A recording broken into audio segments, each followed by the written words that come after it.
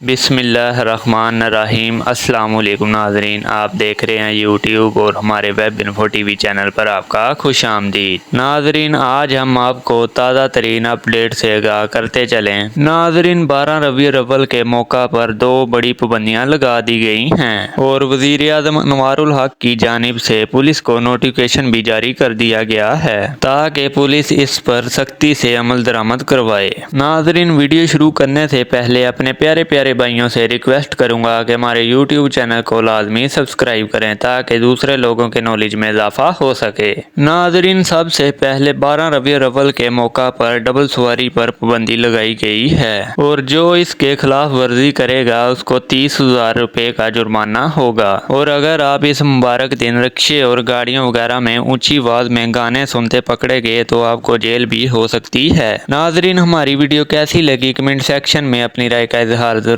کریں اور ہمارے چینل کو لازمی سبسکرائب کریں۔